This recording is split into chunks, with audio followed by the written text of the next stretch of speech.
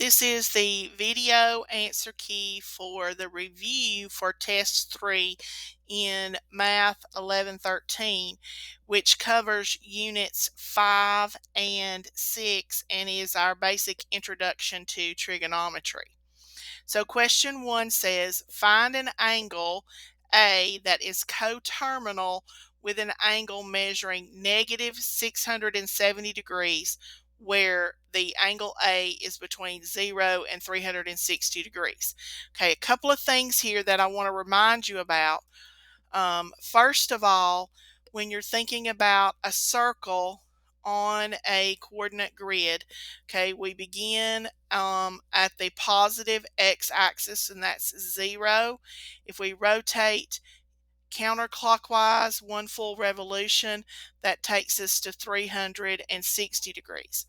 If you rotate clockwise, that gets you a negative angle. So it would go from 0 to negative 360. The other thing you need to understand here is this idea of being coterminal. If you'll remember from English, co means with. So coterminal means that it has the same or with the terminal side. The idea of a terminal side, when you're thinking about an angle again on a circle or on the coordinate plane, is you begin with the vertex at the origin. Your initial side is on the horizontal, on the positive x-axis. That's called your initial side. And then you rotate the amount indicated, and wherever you stop, that side is your terminal side. So negative 670, because it's negative, we would rotate clockwise. So a full revolution would be 360. So 90, 180, 270, 360, 450, 540, 630, and then I'm going to go a little bit more, and that little bit more from 630 to 670 is going to be 40 degrees. So this would be the terminal side.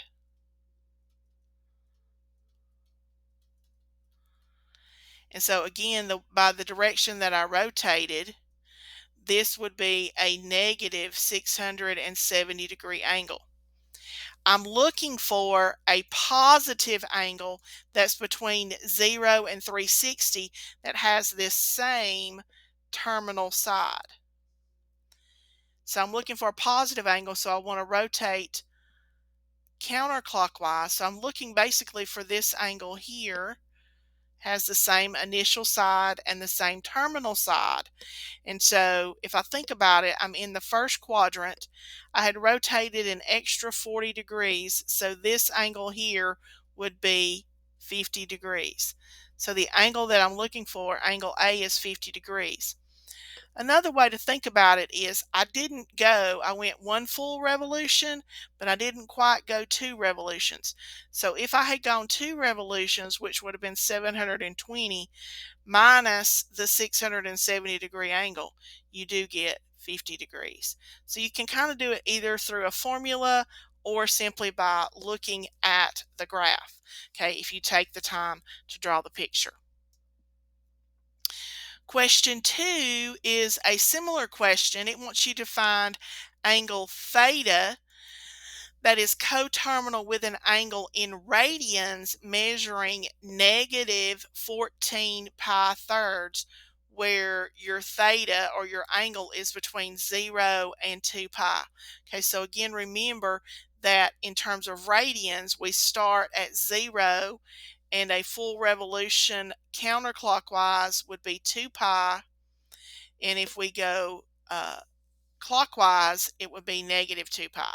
I'm going to mark these others here. We would have pi halves, pi, and 3 pi halves. And it may help you to think about this in terms of thirds, since the angle that you're dealing with is in thirds. So a full revolution in terms of thirds would be 6 pi thirds. 2 times 3 would give me 6. So 1 pi would be 3 pi thirds. And so that may help me as I'm trying to locate this angle.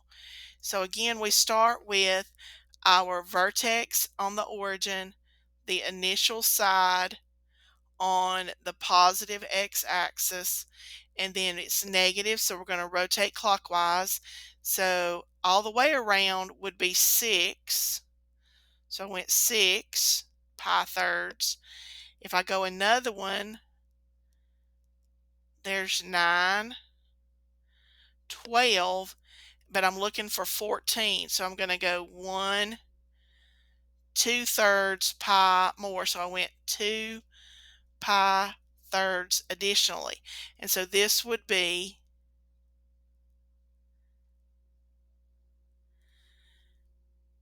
negative 14 pi thirds.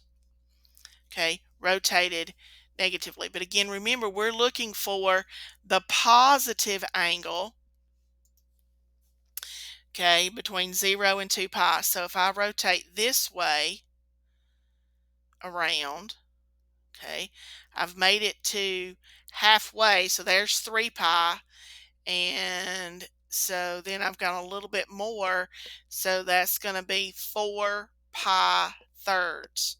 Okay, 4 pi thirds would be theta, which is between 0 and 2 pi, and it's positive. Now again, if you want to use a formula, realize that we didn't quite go. We went 1, 2, we didn't quite make it 3 revolutions, so, or we didn't quite make it 3 revolutions, which would have been 18 pi thirds minus the 14 pi thirds, which does give us the 4 pi thirds. You got to think about how much is kind of like left over if I had made that final full revolution. Again, for me, it's easier to look at it from a visual standpoint. Question number 3 asks you to convert between an angle of negative 280 degrees into radians. So we start out with degrees, and it's important that you remember that 1 pi is 180 degrees, or if you want to think about it, 2 pi is 360 degrees. This is a process called dimensional analysis. So I have negative 280 degrees. I'm going to multiply that times the correct relationship, and I know that 1 pi is 180 degrees. And you may say, well, why did you write it that way? Because I need the degrees to divide out. So in order for them to divide out, they have to be diagonal. So this degree and degree are going to divide out. So if I write this out, I have negative 280 pi over 180. And then I want to simplify that. And again, you can do that using your calculator, and I'll show you how to use your calculator to simplify the fraction in a minute. But I notice first of all that I can divide the numerator and the denominator by 10, which gets me to negative 28 pi over 18. I then realized that both of those numbers happen to be even, so I can then divide both of those numbers by 2 because they're even. So I have negative 14 pi over 9. And I don't believe that'll simplify anymore. So in terms of radians, negative 280 degrees is negative 14 pi.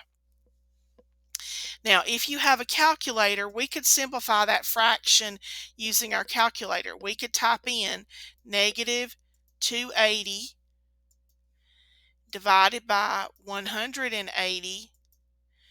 We use math and option 1 for fraction, and it does simplify it to negative 14/9. You do have to remember to tag the pi with it.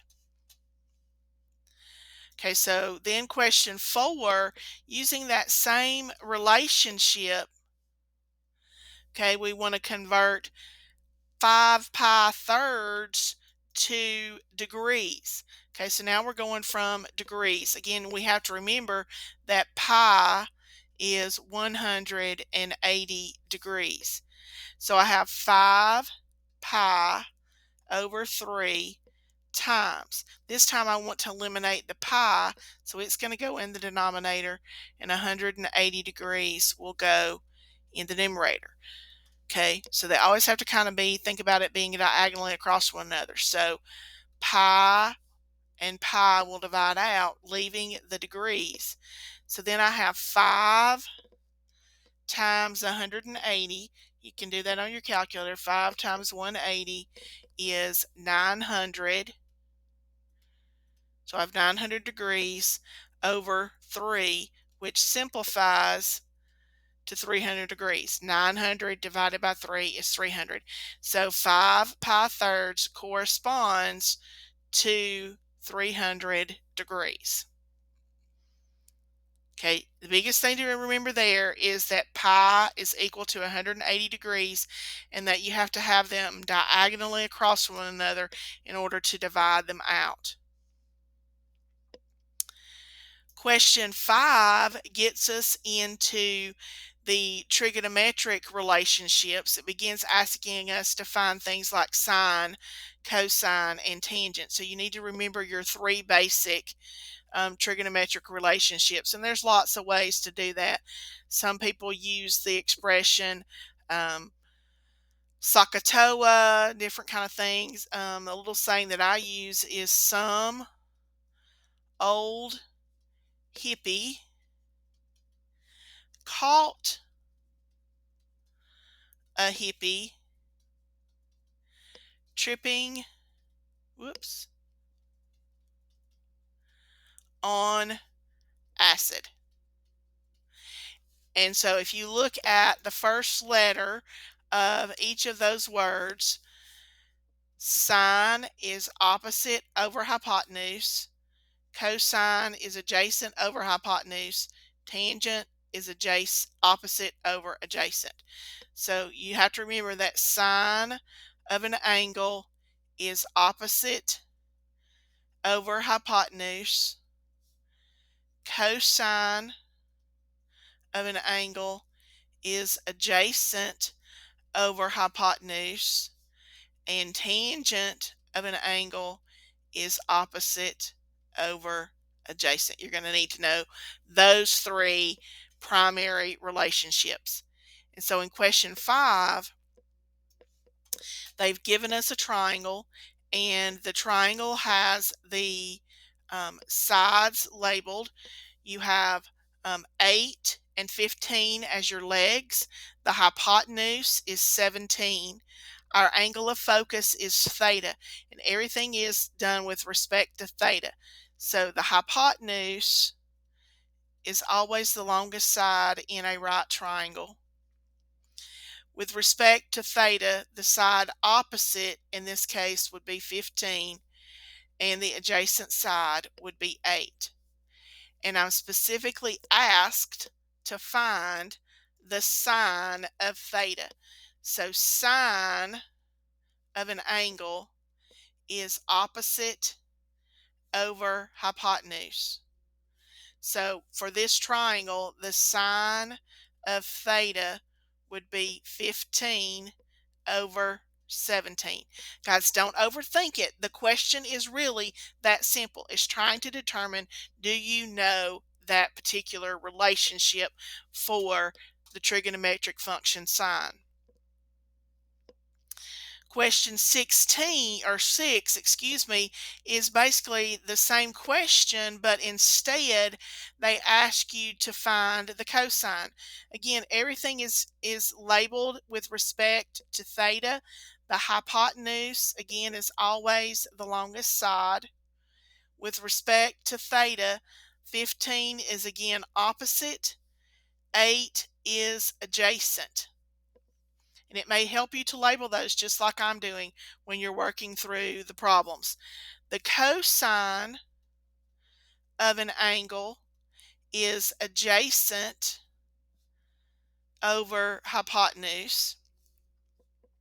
So for this triangle, cosine of theta would be 8 over 17.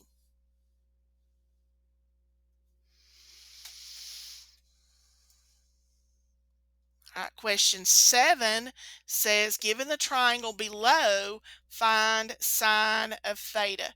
So again, thinking about theta and with respect to that, the hypotenuse would be 53. It's always the side across from the right angle.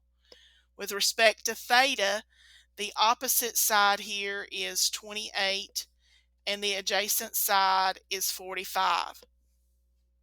The question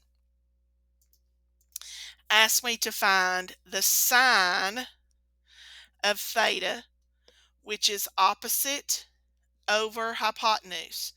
Guys, take the time to write it out. Okay, so sine of theta based on this triangle that we're given is 28 over 53.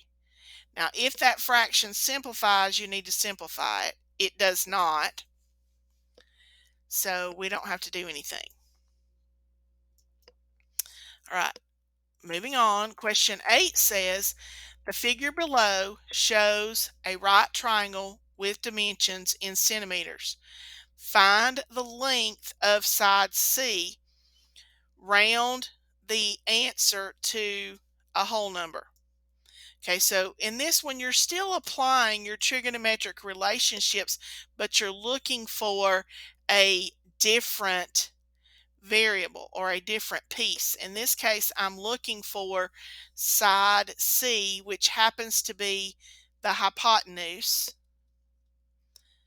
Okay, so we got to figure out which relationship we need. We know that angle A is 66 degrees, and I know the side opposite that 66-degree angle.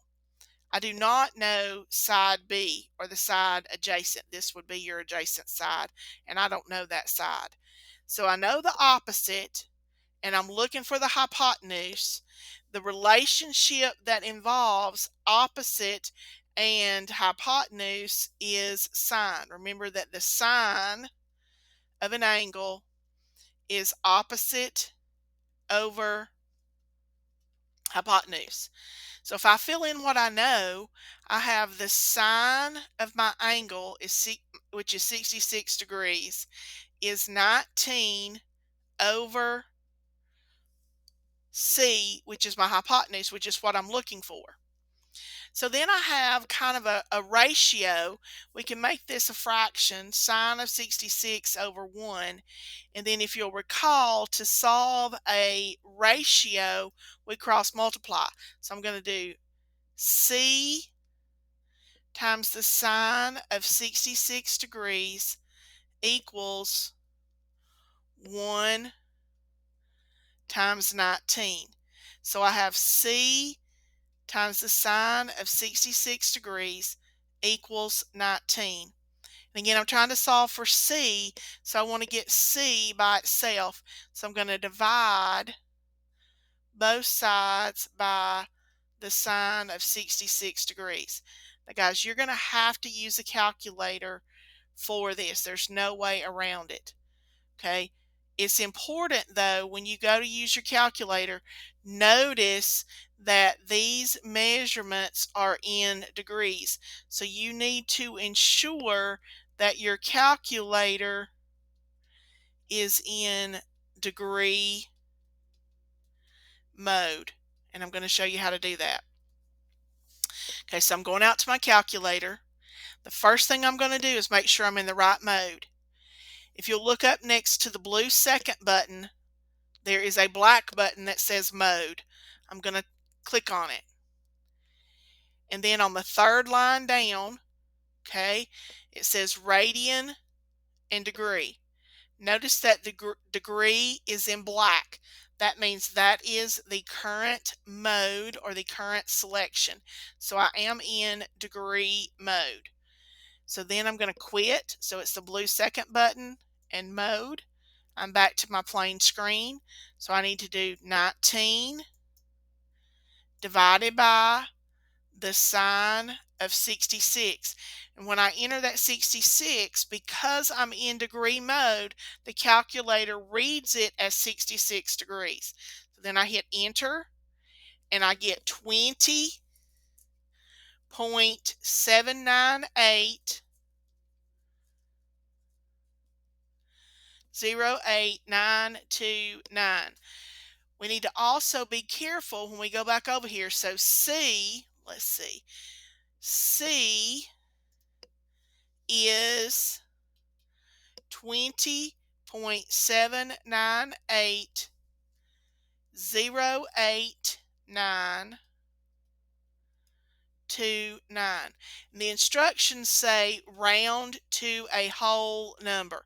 Okay, so because this says round to a whole number, means no decimal, the 0 is in the whole number slot. Next door is a 7, which means I'm going to bump it up. So C is equal to 21 when I round it to the nearest whole number. Now, another thing that can help you here, guys, remember that the hypotenuse is always the longest side. So in this case, I should get an answer that is greater than the 19. So the fact that I got 21, that seems reasonable. The hypotenuse is always the longest side of a triangle. All right, number 9 says a carpenter needs to cut a small triangular piece of wood for part of a jewelry box. He knows the dimension shown and that theta is 52 degrees. What is the length of A? And round your answer to the nearest whole number. Okay, so we're creating a jewelry box and we're going to need this triangular piece. We know that this side or leg is 56 inches and we're told that our angle is 52 degrees.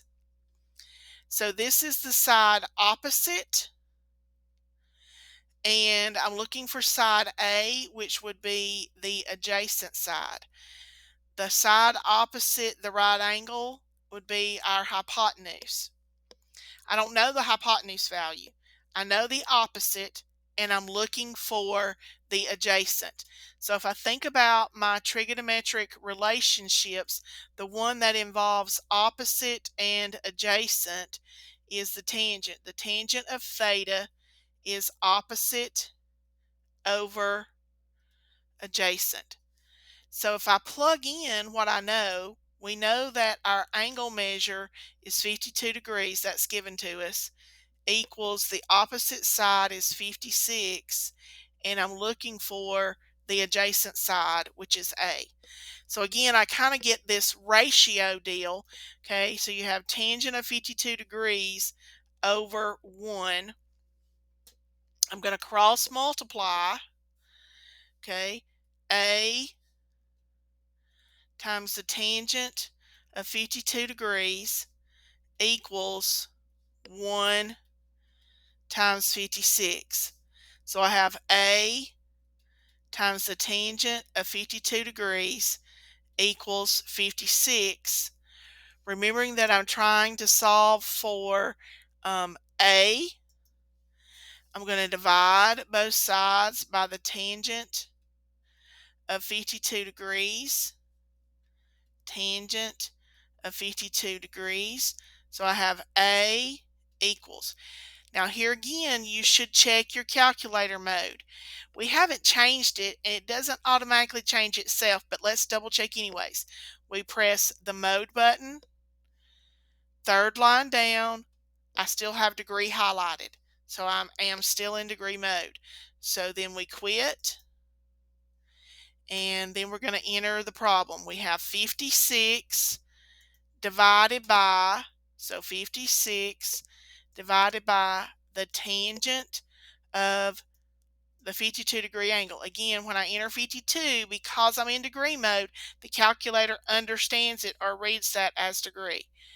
And I get 43.75199,508. Okay, so A is 45 point, or excuse me, not 45, 43, excuse me. I remembered it incorrectly. I got it written down over here. Okay, so 43.75199,508. Again, you're asked to round to the nearest whole number. Okay, so 3 is in the ones place or the whole number place. 7 is next door. It's going to bump it. So A is 44 when you round to the nearest whole.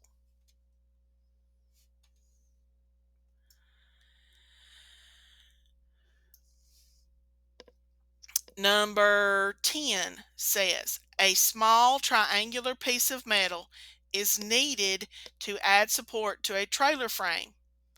The shape of the pieces is shown in the figure below. If the angle theta is known to be 61 degrees, what is the length of B? Round answer to the nearest whole number. Okay, so a couple things here. Again, we're given a triangle piece that we need to support the trailer frame. We're told that in this case the hypotenuse, which is the side opposite the right angle, is 60 inches. We're told that angle theta is 61 degrees, and we're looking for side B, which with respect to theta is the opposite side. So I know the hypotenuse. I'm looking for the opposite. So the trig function that jumps into my mind here is sine, because the sine of theta is opposite over hypotenuse.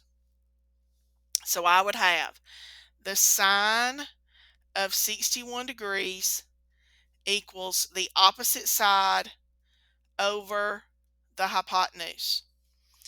Again, that gives you that ratio, which we're going to solve by cross multiplying. So I have sine of 61 times 60, so 60 times the sine of 61 degrees is equal to 1 times B. So I have 60 times the sine of 61 degrees equals B. I'm going to write it in cursive so you make sure not to mistake it for a 6.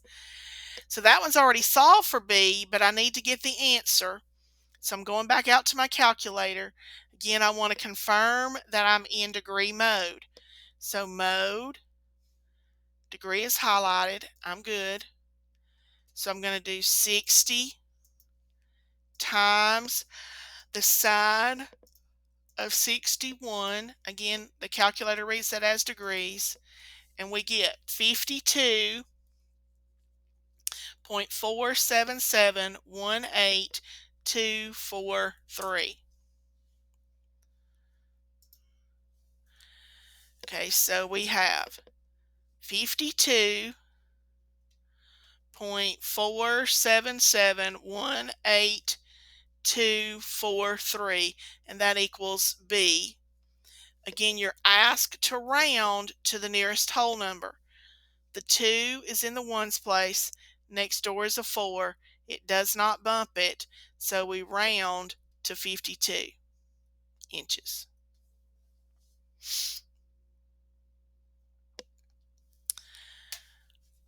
Question 11 gets us into a discussion of the unit circle, and it's basically asking you to read information off of the unit circle.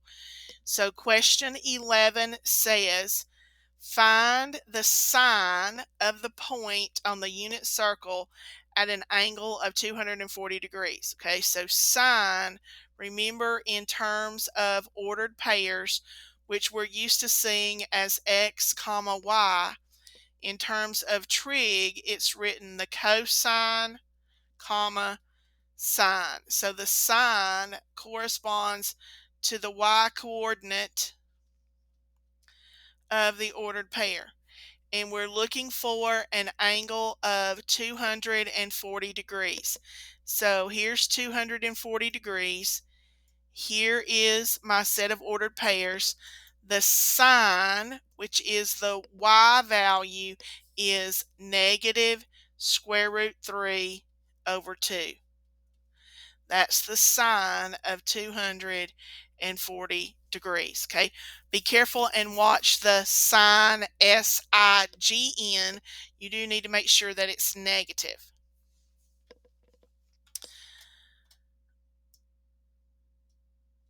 Okay, number 12 says, and you don't really need the unit circle here to do this problem. It says, let me get rid of that so you won't get confused. It says use a reference angle to write 230 degrees in terms of the sine of a positive acute angle.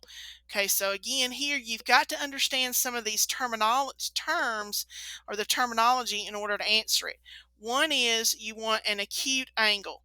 Remember, an acute angle is going to be between 0 and 90 degrees. Okay, a reference angle means that it is between the terminal side and the x-axis. So it may help you here, and let me see if I can go out and get my circle again. No, I can't go out and get my circle again, but I'll rough sketch it here for you. Okay, so if I rough sketch us a circle here,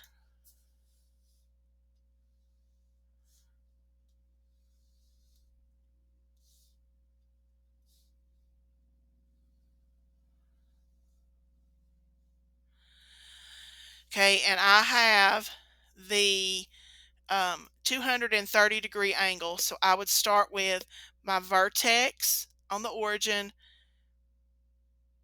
my initial side on the positive x-axis, and then because it's a positive angle, I would rotate counterclockwise. Okay, so let's see.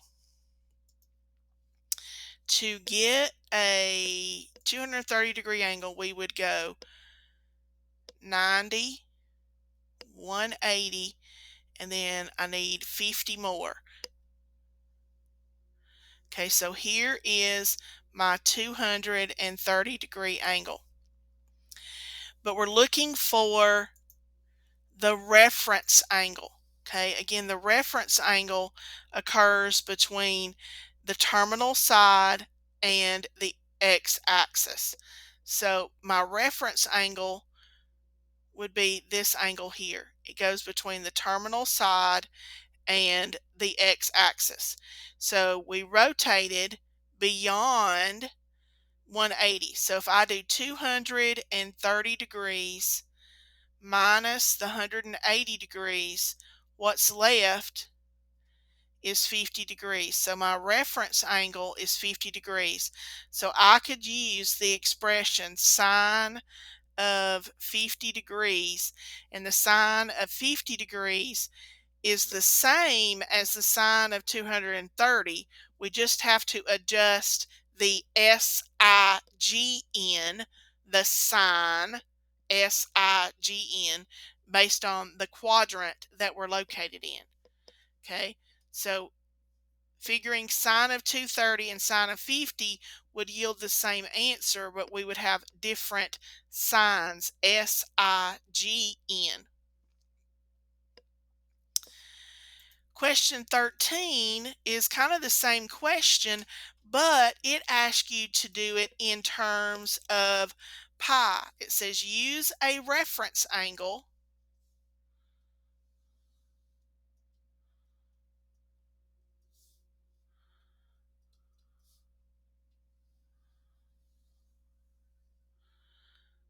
Okay, to find angle, to find sine of 35 pi 36 in terms of sine of, again, a positive acute angle. Again, for acute in terms of pi, it's got to be between 0 and pi halves. Okay, so remember, a full revolution around my circle is 2 pi. If you want to think about that in terms of 36, 2 times 36 would be 72 pi. 1 pi would be 36 pi. If you wanted pi halves in 36, pi halves would be 18 pi. 3 pi halves in terms of 36 would be 54. Okay, so it may help you to put everything in terms of 36, since that's what your angle measurement is in. So again, we begin with our vertex on the origin, the initial side on the positive x-axis, and I'm going to rotate to 35, 36. Well, that means I'm not quite going to make it half of a revolution. Okay, so here is 35 pi 36.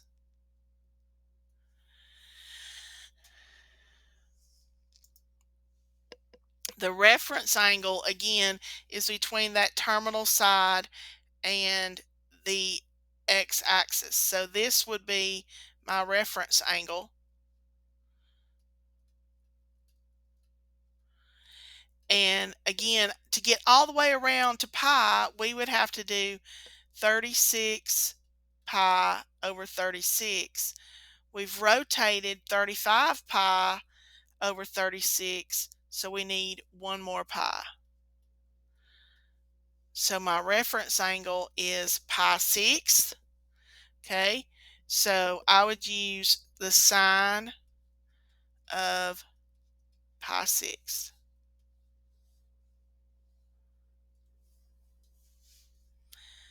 And you could verify that pi 6 is less than pi halves, but I hope you realize that it is.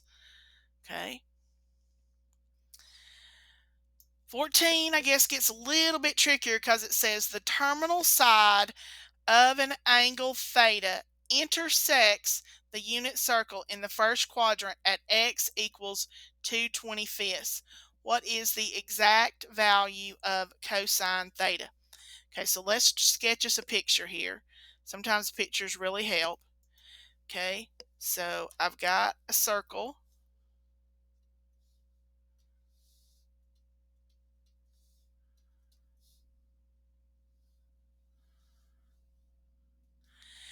It says that my angle theta, which would have its vertex on the origin, its initial side on the positive x-axis, and it says it intersects the unit circle in the first quadrant, so we know we're in the first quadrant, at 2/25. Now I'm just going to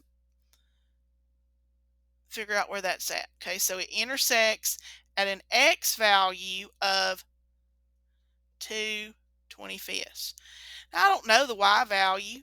Okay, I don't necessarily need to know the y value. Okay, so the question asked me for cosine of theta. So here's my angle theta. And remember that the cosine of the angle corresponds to the x value of the ordered pair. So you're really given the answer. The cosine of theta here is going to be 2/25. Because the cosine, remember, in the ordered pair, x comma y, in terms of cosine and sine, it's cosine sine. So the cosine corresponds to the x. You're probably thinking, Miss Rosalind, you went around the world. But I want to try to help you understand.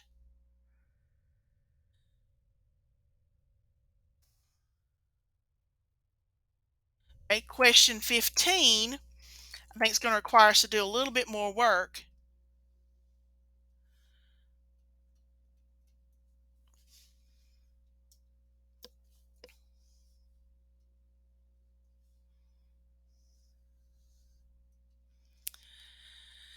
Okay, so we have our unit circle.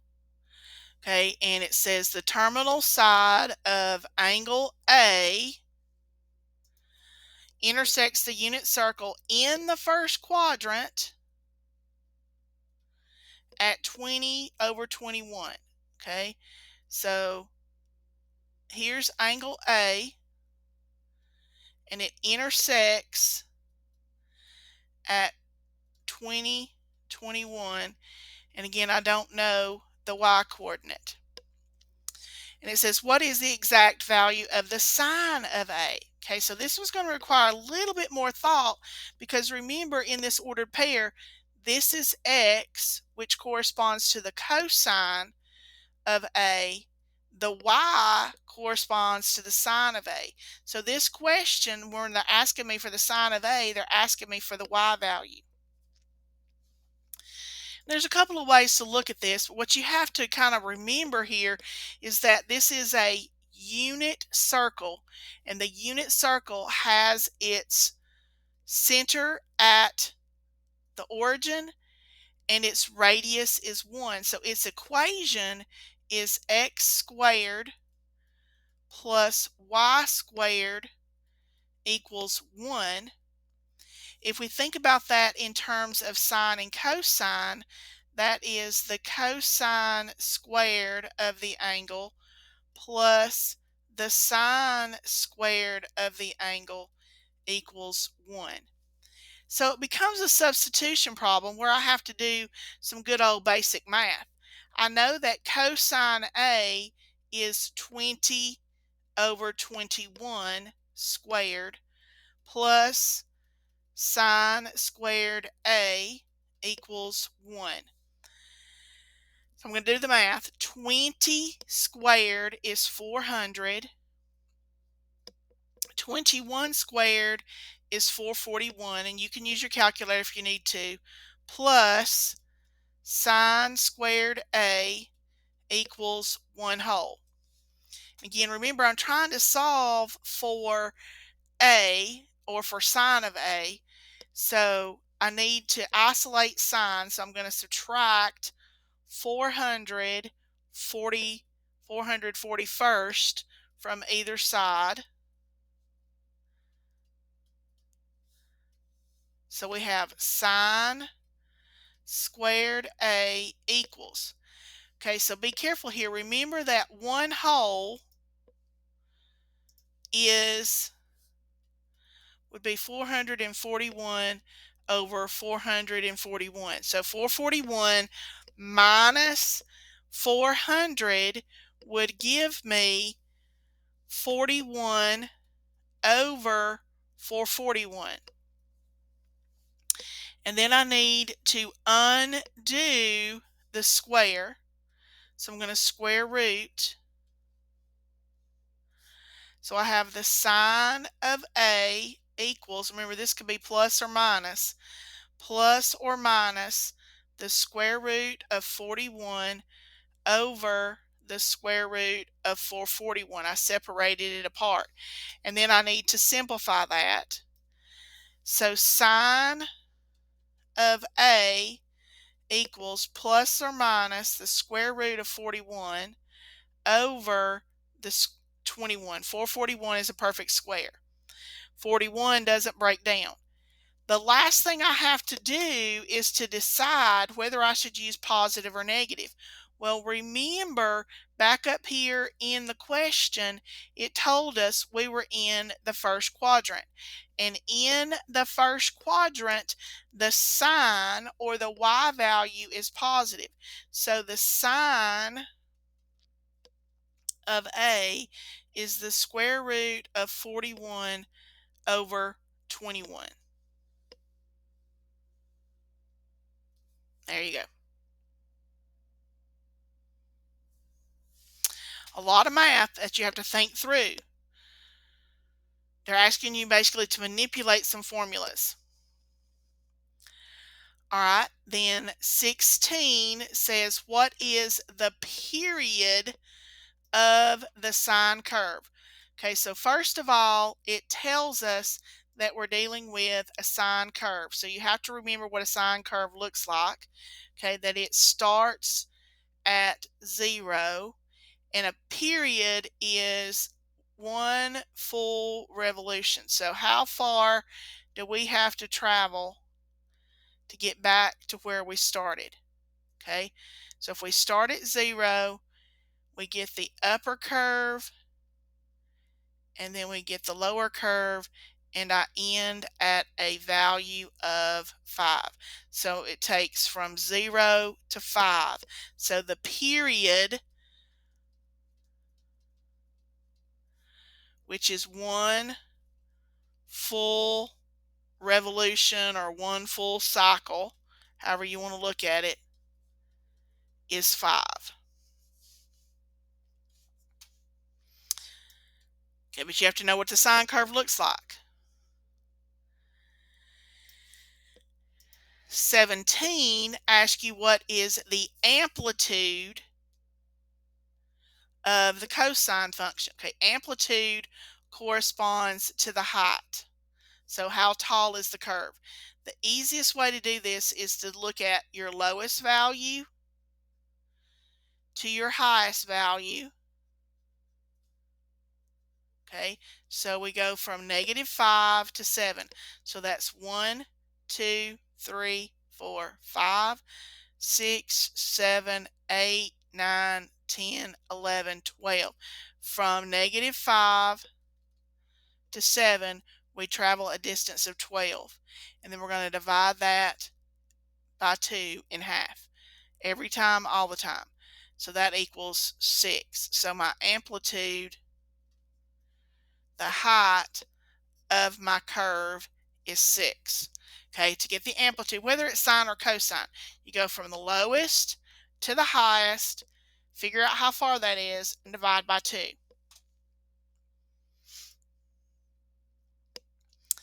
All right, question 18 and really even question 19 ask you to figure out which graph matches the function 1/3 sine of 4x. So I would start out by trying to eliminate some of my choices. Okay, and if you'll remember a little bit about transformations of graphs, especially with the trigonometric functions, this value out front, which we call A, represents your amplitude, which is your height. So this is saying that my amplitude is 1/3, which is going to be kind of short. It's going to be less than 1. Well, if I look at this first function and I'm going from -4 to +4, I don't think that's 1/3. Okay, so it's not that one. So I'm going to do some process of elimination here as we go. It could be that one because it looks like it's less than 1. Could be the third one. Could be the fourth one. It can't be the fifth one because that's too tall. And it might be this sixth one.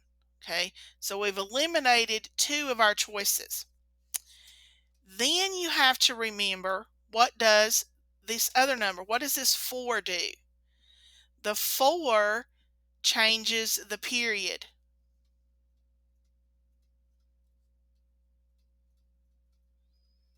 Okay, normally for sine, it takes one full revolution from 0 to 2 pi. So it changes it 2 pi divided by 4, or to pi halves.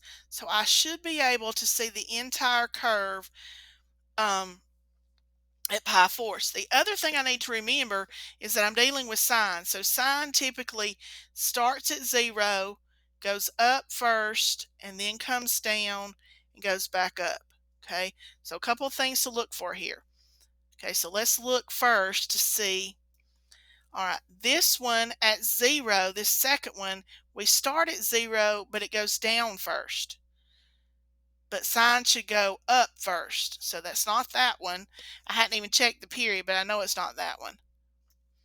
Okay, this one for sine, it should begin at 0, but it's beginning at 1/3. So that's not it. That's actually cosine. This one starts at -1/3 instead of 0, so it's not that one. And I think at that point, see, we've eliminated the first one, the second one, the third one, the fourth one, and the fifth one.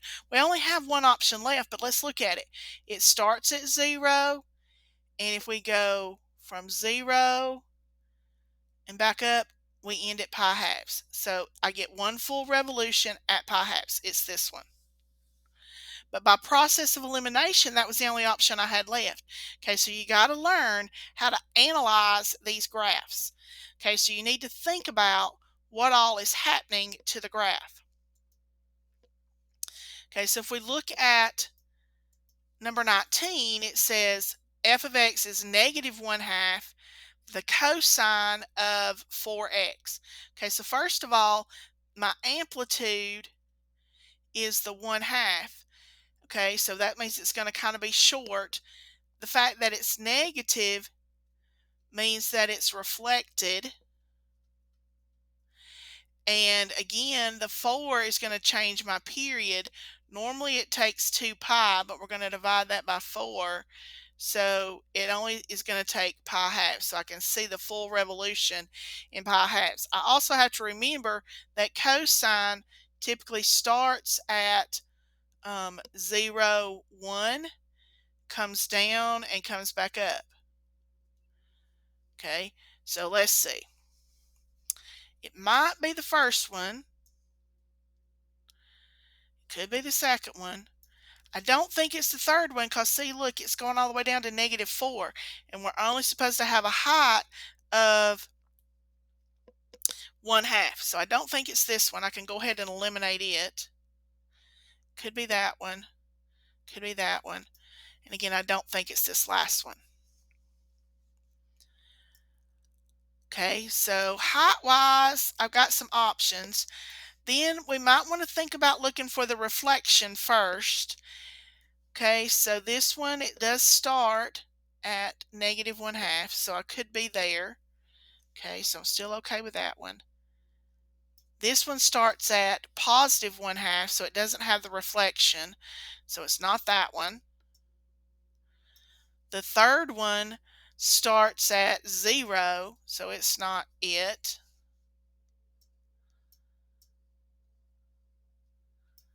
Again, this one starts at 0, so it's not.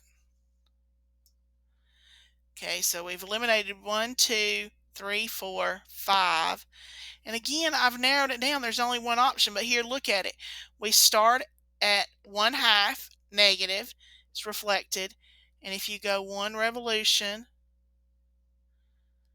we stop at pi halves. Okay. So it's this one, the very first one. But guys, try to eliminate what you can before you go to try to choose. You could, I suppose, put it into the calculator, but it's going to be a little bit harder to read on the calculator and try to match it up.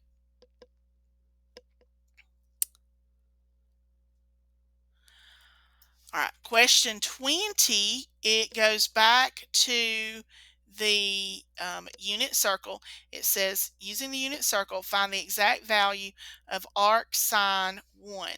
Okay, so this idea that you're looking for the arc sine, this means they're asking you where on the unit circle does the sine equal +1. Now, you also have to remember that by definition, in order to have that inverse function, that arc sine, your answer has to be between 90 degrees and between negative 90 degrees and positive 90 degrees. For arcsine, your answer has to be somewhere on the right hand side, from 90 degrees rotating positively to negative 90 degrees rotating negatively. So it's asking us, where is the arcsine 1? Where on the unit circle does the sine equal 1? So remember, sine corresponds to the y values. I have a y value of positive 1 at exactly 90 degrees. Now, normally we state that in terms of pi. So depending on how the answers are given, it's either going to be 90 degrees or pi halves. Typically, we would express it in terms of radians. So it would be pi halves.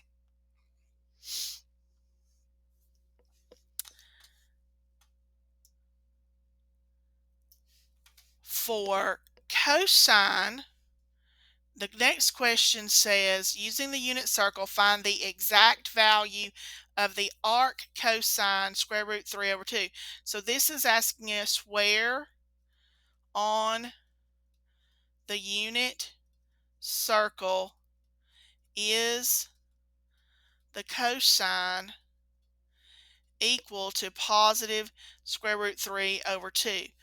But for cosine, you have to remember that your answer has to be between 0 and pi. So it's basically the top half of the graph. You're going to be somewhere between 0 and pi. And that goes back to the fact that you have to have a one-to-one function, so we limit what part of the graph that we look at.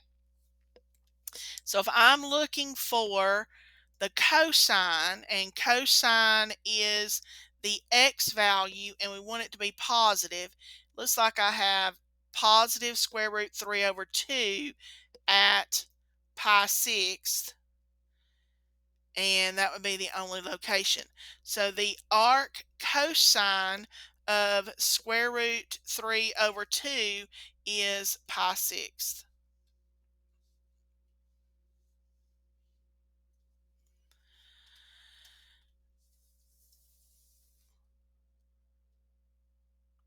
Okay, 22 and 23 are really straight, flat out calculator problems. Notice that 22 is given to you in terms of degree. So again, you need to be extra careful and check your calculator mode. For this problem, you need to be in degree. So we go out to our calculator. I'm going to check my mode to be sure. I'm in degree. And we want, what was the question? Cosine of 218. So we type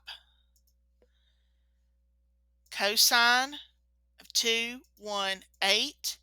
I'm in degree mode, so it reads it as degrees, and we get negative 0.7880107536.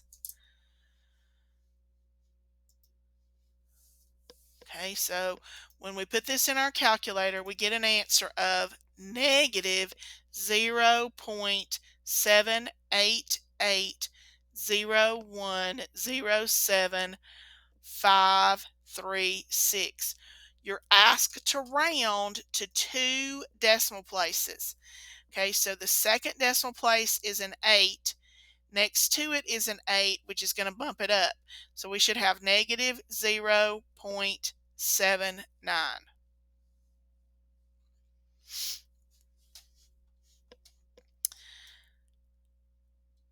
The last question is to do the same type question to evaluate it. Cosine of 10 pi ninths, and round your answer to 2 decimal places. But for this problem, you need your calculator to be in radian mode. And we know we need radians because it involves pi. It does not have the degree symbol. So I'm going out to my calculator. Let's clear this off. I'm going to go to mode, and I'm going to arrow down to where it says radian, and I'm going to click enter. And you'll notice now the word radian is highlighted. So now it is in radian mode. I'm going to get out of that. If you want to double check yourself, click mode. Again, now radian is highlighted, so I know I'm in radian mode. So then I'm going to type cosine of 10 pi. To get pi, it's the second and the little caret button, divided by 9, enter. And I get negative 0.9396926,208. So in radian mode, cosine of 10 pi ninths is negative 0.9396926208. Again, you're asked to round to 2 decimal places. The 3 is in the second decimal place. 9 is next door, so it bumps it. Negative 0.94. And there you go. Guys, we do follow throughout this course, we do follow the basic standard rounding rules. If it's 5 or higher, you round up. If it's 4 or less, you leave it alone.